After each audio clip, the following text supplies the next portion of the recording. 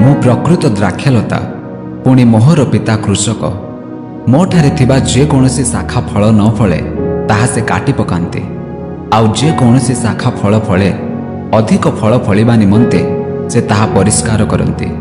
ମୁଁ ତୁମ୍ଭମାନଙ୍କୁ ଯେଉଁ ବାକ୍ୟ କହିଅଛି ସେଥିସକାଶେ ତୁମ୍ଭେମାନେ ପରିଷ୍କୃତ ହୋଇସାରିଅଛ। ମୋଠାରେ ରୁହ, ସେଥିରେ ମୁଁ ତୁମ୍ଭମାନଙ୍କଠାରେ ରହିବି। ଶାଖା ଯେପରି ଦ୍ରାକ୍ଷାଲତାରେ ନ ରହିଲେ ନିଜରୁ ଫଳ ଫଳିପାରେ ନାହିଁ, ସେହିପରି ତୁମ୍ଭେମାନେ ମଧ୍ୟ ମୋଠାରେ ନ ରହିଲେ ଫଳ ଫଳିପାର ନାହିଁ। ମୁଁ ଦ୍ରାକ୍ଷାଲତା, ତୁମ୍ଭେମାନେ ଶାଖା। ଯିଏ ମୋଠାରେ ରହେ ଓ ମୁଁ ଯାହାଠାରେ ରହେ ସେ ପ୍ରଚୁର ଫଳ ଫଳେ, କାରଣ ମୋ ବିନା ତୁମ୍ଭେମାନେ କିଛି କରିପାର ନାହିଁ। କେହି ଯେବେ ମୋଠାରେ ନ ରହେ ତାହେଲେ ସେ ଶାଖା ପରି ବାହାରେ ପକାଇ ଦିଆଯାଏ ଓ ଶୁଖିଯାଏ।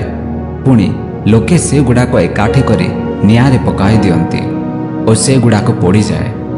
ଯଦି ତୁମ୍ଭେମାନେ ମୋଠାରେ ରୁହ ଆଉ ମୋହର ବାକ୍ୟ ତୁମ୍ଭମାନଙ୍କଠାରେ ରୁହେ, ତାହେଲେ ଯେକୌଣସି ବିଷୟ ଇଚ୍ଛା କର ତାହା ମାଗ, ଆଉ ତୁମ୍ଭମାନଙ୍କ ନିମନ୍ତେ ତାହା ସାଧିତ ହେବ। ତୁମ୍ଭେମାନେ ପ୍ରଚୁର ଫଳ ଫଳିଲେ ମୋହର ପିତା ମହିମାନ୍ୱିତ ହେବେ, ଆଉ ତୁମ୍ଭେମାନେ ମୋହର ପ୍ରକୃତ ଶିଷ୍ୟ ହେବ। ପିତା ଯେ ପ୍ରକାର ମୋତେ ପ୍ରେମ କରିଅଛନ୍ତି, ମୁଁ ମଧ୍ୟ ସେ ପ୍ରକାର ତୁମ୍ଭମାନଙ୍କୁ ପ୍ରେମ କରିଅଛି। ମୋହର ପ୍ରେମରେ ସ୍ଥିର ହୋଇ ରହିଥାଅ। ମୁଁ ଯେପରି ମୋହର ପିତାଙ୍କ ଆଜ୍ଞା ପାଳନ କରି ତାହାଙ୍କ ପ୍ରେମରେ ସ୍ଥିର ହୋଇ ରହିଥାଏ, ସେ ପ୍ରକାର ତୁମ୍ଭେମାନେ ଯେବେ ମୋହର ଆଜ୍ଞା ପାଳନ କର, ତାହେଲେ ମୋହର ପ୍ରେମରେ ସ୍ଥିର ହୋଇ ରହିବ। ମୋହର ଆନନ୍ଦ ଯେପରି ତୁମ୍ଭମାନଙ୍କଠାରେ ଥାଏ, ଆଉ ତୁମ୍ଭମାନଙ୍କ ଆନନ୍ଦ ଯେପରି ପୂର୍ଣ୍ଣ ହୁଏ, ଏଥି ନିମନ୍ତେ ମୁଁ ଏ ସମସ୍ତ ତୁମ୍ଭମାନଙ୍କୁ କହିଲି। ମୁଁ ଯେପରି ତୁମ୍ଭମାନଙ୍କୁ ପ୍ରେମ କରିଅଛି, ତୁମ୍ଭେମାନେ ସେହିପରି ପରସ୍ପରକୁ ପ୍ରେମ କର। ଏହି ମୋହର ଆଜ୍ଞା। ଆପଣା ବନ୍ଧୁମାନଙ୍କ ନିମନ୍ତେ ନିଜ ପ୍ରାଣ ଦାନ କରିବା ଅପେକ୍ଷା କାହାରି ଆଉ ଅଧିକ ଶ୍ରେଷ୍ଠ ପ୍ରେମ ନାହିଁ। ମୁଁ ତୁମ୍ଭମାନଙ୍କୁ ଯେଉଁ ଆଜ୍ଞା ଦେଉଅଛି ତାହା ଯଦି ପାଳନ କର, ତେବେ ତୁମ୍ଭେମାନେ ମୋହର ବନ୍ଧୁ।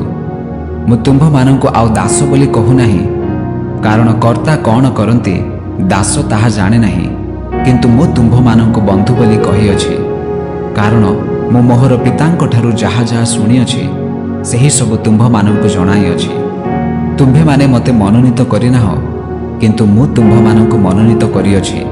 ଆଉ ତୁମ୍ଭେମାନେ ଯେପରି ଯାଇ ଫଳ ଉତ୍ପନ୍ନ କର ଓ ତୁମ୍ଭମାନଙ୍କର ଫଳ ସ୍ଥାୟୀ ହୁଏ, ଏଥି ନିମନ୍ତେ ତୁମ୍ଭମାନଙ୍କୁ ନିଯୁକ୍ତ କରିଅଛି।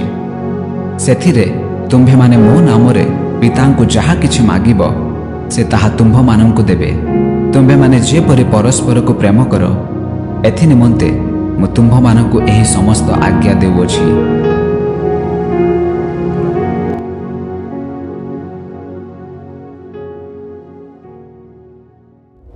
Like, share, comment and subscribe.